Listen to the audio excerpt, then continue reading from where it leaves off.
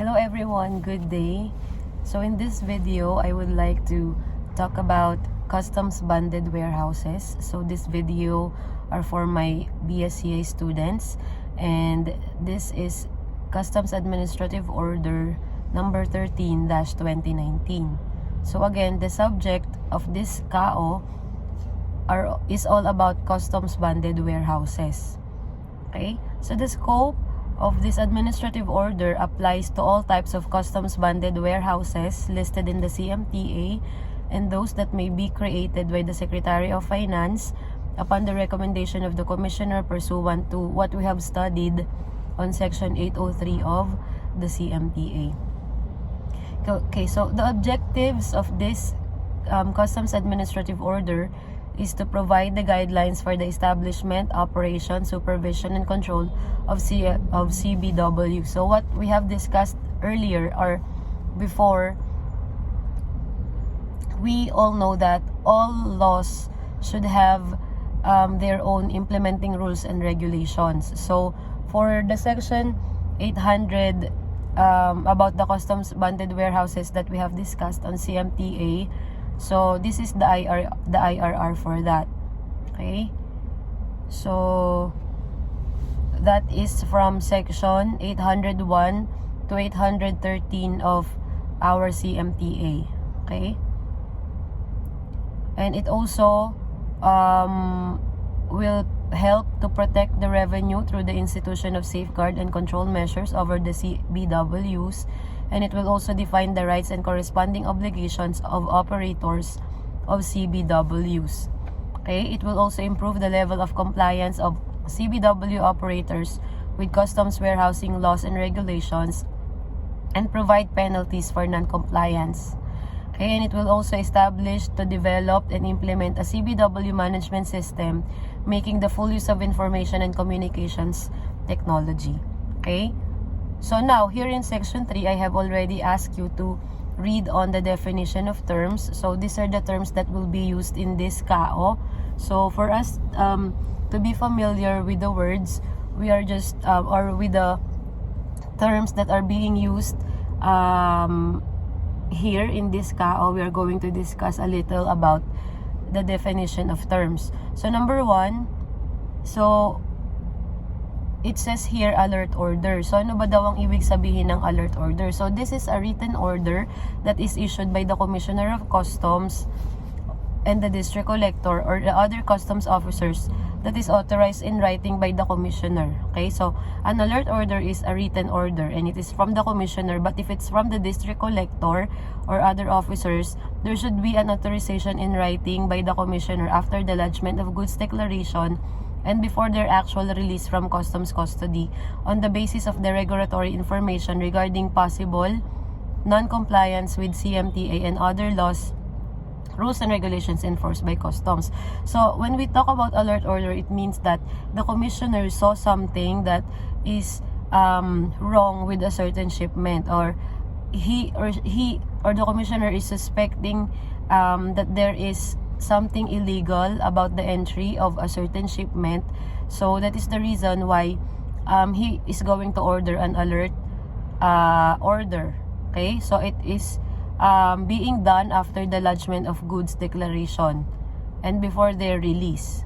Okay, so when a shipment was ordered by an alert order, then that shipment will be freezed and the Bureau of Customs will take custody of that particular shipment. Okay, and they are going to inspect that particular shipment. Okay, so that is what an alert order is. And then authority to operate, it shall refer to the authority given by the Bureau allowing persons, natural or juridical, to establish and operate a CBW. So it's just an authority to operate a CBW. Authority to transfer, this is a document issued by the District Collector to a CBW allowing transfer or sale of imported raw materials, semi-products, or finished products to another CBW, okay, or another member of a common bonded warehouse. Certificate of authority to operate, it's just the document that is issued by the Bureau to operate a CBW.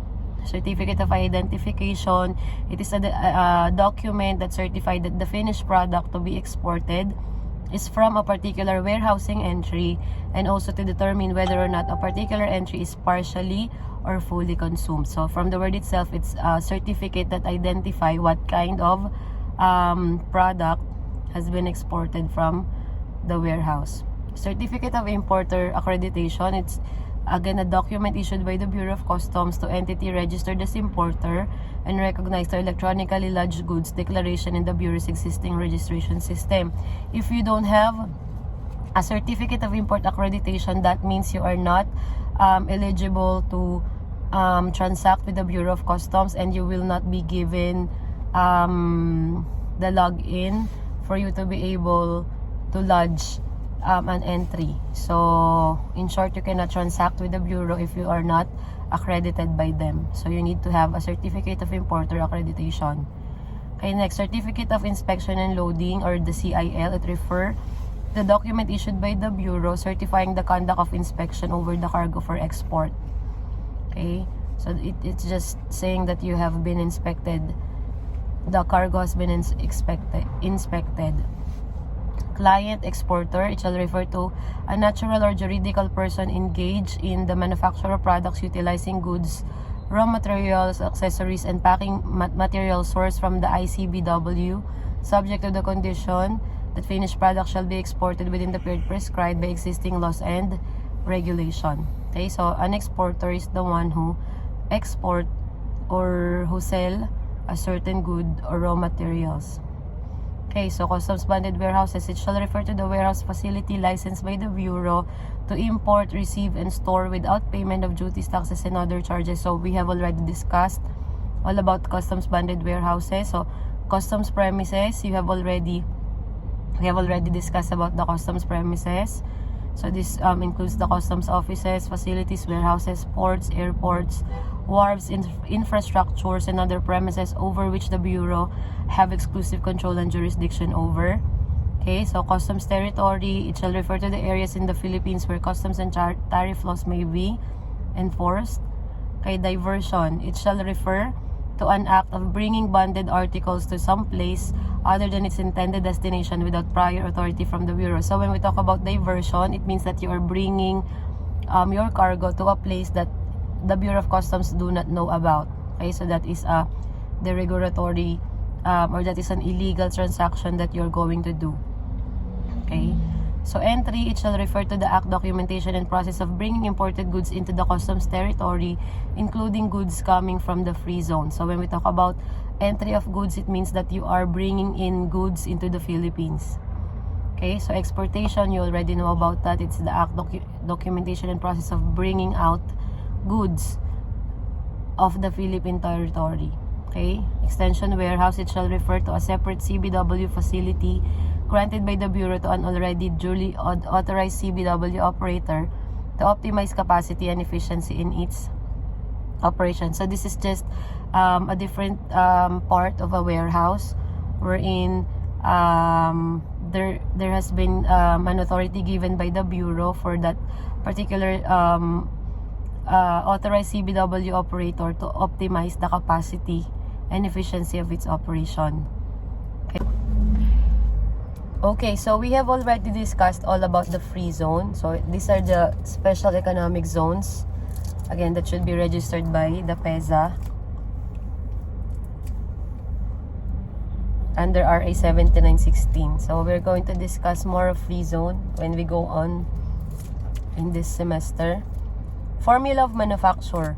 So when we talk about formula of manufacture, it refers to the formula of the conversion issued by the duly authorized government institution to the CBW operator determining the raw material usage and wastages of a particular finished product for export and subsequent liquidation. So it means that this is a formula where the operator, the warehouse operator, should put into all the raw materials that should be needed in the manufacture of a certain finished product within a certain CBW. So as we all know, CBWs are being used as a manufacturing warehouse sometimes. So a certain product has been manufactured in that particular warehouse. So the government or For example, the Department of Trade and Industry is the ones to check whether the raw materials that they are going to be needing for the manufacture of a certain product are all in that particular warehouse. And if there are any other raw materials that are not needed that are in that particular warehouse, should also be checked in the formula for manufacture.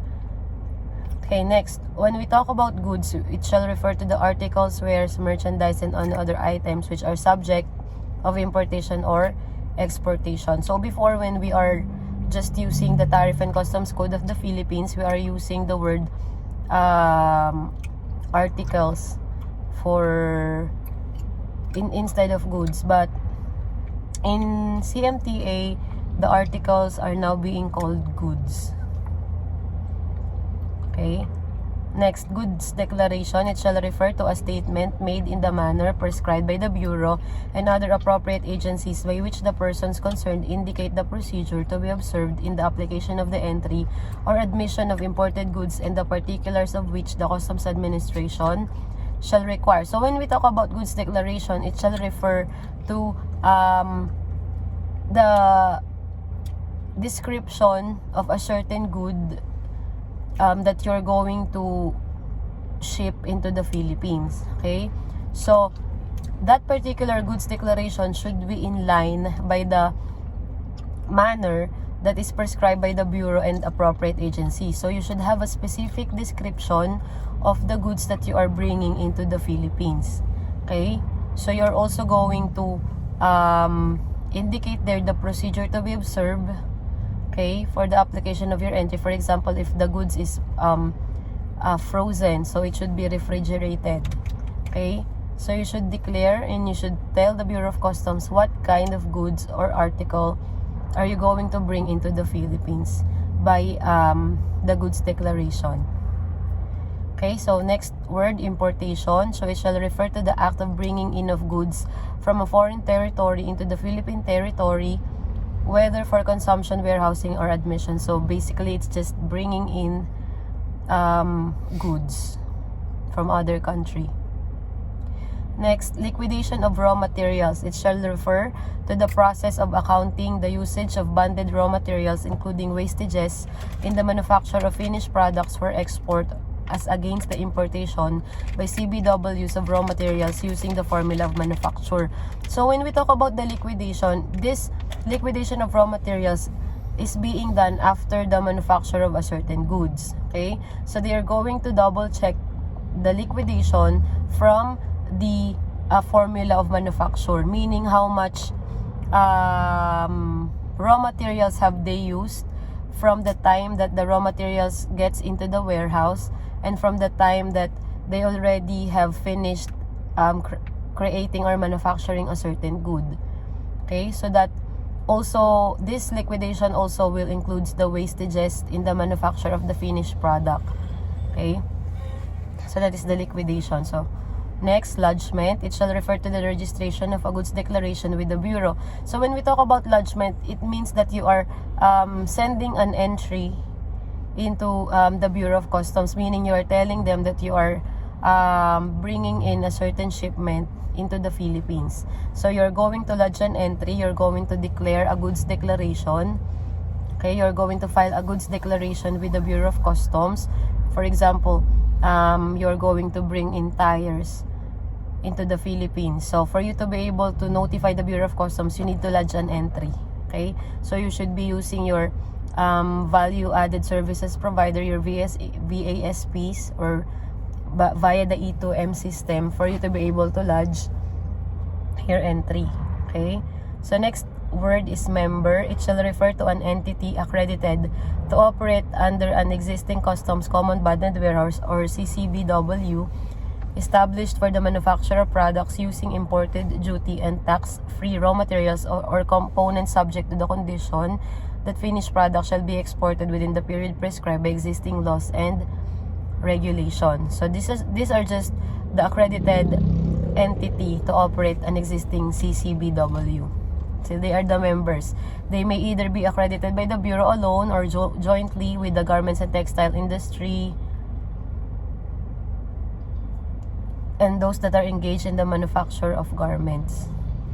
Okay, so our next word is perishable. When we talk about perishable goods, it shall refer to goods liable to perish or goods that depreciate greatly in value while stored or which cannot be kept without great disproportionate expense. So when we talk about perishable, these are yung mga madaling masira na mga goods. They are the ones who perish or who depreciate easily. So those are the perishable goods. Okay, next word, physical security feature. So this shall refer to a system to secure and monitor premises, storage, and production areas of CBWs, including the safety of the personnel. So this is just a system para ma-monitor yung place, the warehouse, the storage, and the production area in the CBW. Next word is security. It shall refer to any form of guarantee such as a surety bond, cash bond, standby letter of credit, irrevocable letter of credit, which ensures the satisfaction of an obligation to the Bureau. So just like what we have discussed before in the CMTA section 800 to 813, there should be a security. So what I've told you before, these are surety bonds, guarantees, cash bonds. It can be also standby letter of credit or irrevocable letter of credit that ensures the satisfaction of an obligation, or it will ensure that whatever might happens, that particular shipment will be paid to the Bureau of Customs. Okay, so our next word is subcontractor. It shall refer to a person or company licensed by the Bureau and the GTIDO, Garment and Textile, in this Industry Development Office, in case of garments, to undertake. By the way, when we talk about garments, these are RTWs, ready-to-wears, t-shirts, shorts, and the likes, okay, that are made of textiles. So the subcontractors shall refer to the person or company licensed by the Bureau of Customs and the GTIDO nga in case of garments to undertake or perform for a definite period certain manufacturing operations or activities incidental to the manufacture of bonded raw materials into finished products in behalf of a licensed CBW in cases where the latter's facilities are insufficient to address its immediate requirements or due to lack of material time to meet export commitments. So in short, subcontractors are what the operators are getting. Okay, they are asking help from the subcontractors in case that their operation, that their CBWs cannot accommodate their operations or their manufacturing anymore. Okay, so they are asking for help from those subcontractors. Okay, and lastly, the last term that we will be using in this KAO is unauthorized withdrawal or repacking. So when we talk about unauthorized withdrawal or repacking, it is an act of fraudulent concealment, removal, or repacking merchandise in any CBW, or fraudulent alteration, defacement, or obliteration of any markings or numbers placed upon packages deposited in such warehouse, or aiding or abetting any such acts. So from the word itself, it is an authorized withdrawal. So that means the Bureau of Customs do not know about you taking away something from the CBW. Okay, because we all know that we have studied that if you are going to withdraw something from the CBW, they will be paying duties, taxes, and other charges. So when it is unauthorized, it means that they took something away from the warehouse and they did not pay any duties, taxes, and other charges.